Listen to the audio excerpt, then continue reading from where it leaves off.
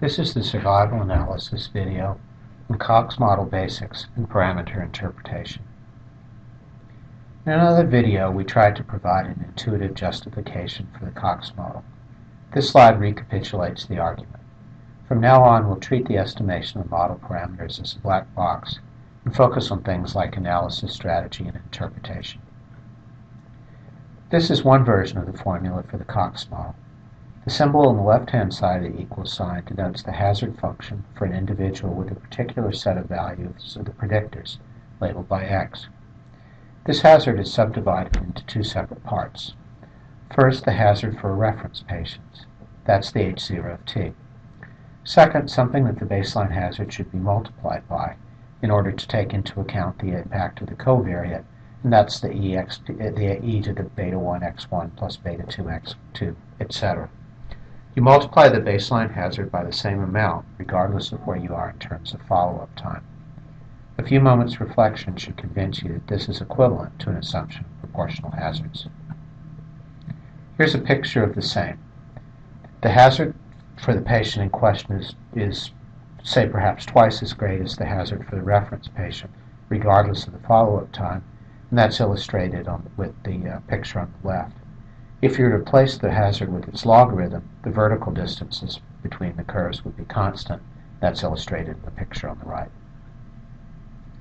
If you're careful about coding the variables, you can make the baseline hazard correspond to that of an actual reference patient, as illustrated on the slide.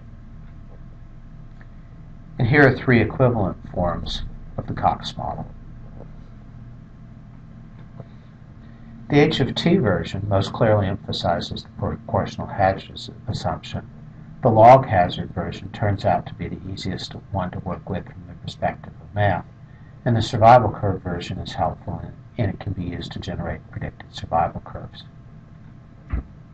To demonstrate that the model embeds the assumption of proportionality, you'll need to apply some basic rules of exponents. Engaging in essentially the same exercise that we've done for logistic regression, we can write out the hazards for two patients with identical values of all the predictors but one, and a difference of 1 unit for that predictor. Dividing the two hazards leads to lots of cancellation, and thus e to the power of beta 1 becomes the hazard ratio, representing the impact of the predictor x1. If x1 is an indicator variable that represents group membership, e to the power of beta 1 quantifies the impact of group in modifying the hazard, again in comparison with the hazard for a patient in the reference group. The parameters in the Cox model are estimated on a log hazard scale, but usually are interpreted on the hazard scale, as illustrated on this slide.